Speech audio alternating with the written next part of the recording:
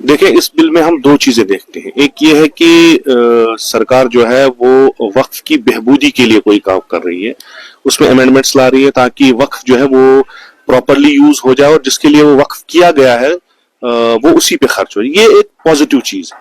लेकिन जो अभी जो चल रहा है इसमें जो मुदाखलत की जा रही है वो दूसरी चीजें, यानी जो हमें लग रहा है वो ये है कि आहिस्ता आहिस्ता वक्फ जो है वो उनके हवाले किया जा रहा है जो उसके कोई स्टेक होल्डर्स नहीं है। और सबसे बड़ी बात जो है, जो इसके स्टेक होल्डर्स हैं उनको बिल्कुल पीछे लिया जा रहा है। और जो अभी सरकार कह रही है कि ये हमारी बिल जो है इसलिए है कि इससे बेहबूदी होगी, लेकिन यहाँ से जो वक्फ जो है, जो ये खुद भी कह रहे हैं कि ये एक रिलीजियस मैटर है, इसको सॉल्व तो वही करेंगे जिनके पास ये इल्म हो। जो इसमें अमेंडमेंट्स लाई गई हैं, मुझे नहीं लगता उसमें कोई रिलीजियस हाईली स्कॉलर्स इन्वॉल्व हैं या उनमें उनसे पूछा गया है। वक्फा एक अपना फलसफा है, उसके तहत जो है वो ये काम नहीं हो रहे। मुसलमानों का वक्फ, जैसे हम अहले तशय्यो का वक्फ जो है, जो जिस चीज पे वक्फ हो उसी के काम आएगा। एक वो है, शायद कल ऐसा ना हो जिसके लिए वक्फ किया गया हो उसके काम ना आए। दूसरी बात यह है कि वक्फ को कैसे तायीन करे, ये भी है जो अभी सुनने में आ रहा है कि सरकार अब तायीन करेगी क्या ये वक्फ है क्या ये नहीं है।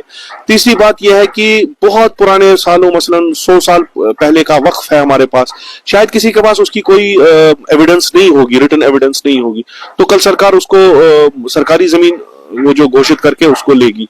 मैं ये समझ रहा हूं कि अमेंडमेंट्स ठीक थे, अगर वक्फ कहीं ठीक तरीके से यूज नहीं हो रहा है तो उसको, उसकी यूजेज को बेहतर बनाना था। जरूरी नहीं है हम वक्फ में किसी गैर मुसलमान को लाएं, इससे जो हसासियत बढ़ती है।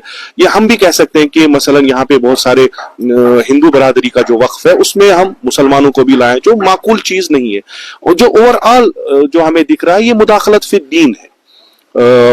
दीनी मामलों में सरकार जो है वो उस पे मुदाखलत करती है और जो सॉफ्ट सेकुलरिज्म का यहाँ पे एक नारा था वो डाइल्यूट हो रहा है, ये कम्युनलिज्म की तरफ जा रहा है। हमें लग रहा है कि नहीं, अब करोड़ों की जो आबादी हिंदुस्तान में मुसलमानों की है वो अनसेफ है, वो सेफ महसूस नहीं करे कल्चरली भी, और अब इनका वक्फ का जमीन है, उसके लिहाज से भी मुझे नहीं लगता ये कोई बेहबूदी के लिए काम किया गया। बस ये वो छेड़खानी जो पहले से ही हो रही है मुसलमानों के साथ, उसी का एक सिलसिला है। जैसे आपने कहा पहला जो और आखिरी मसला ये यकजहती।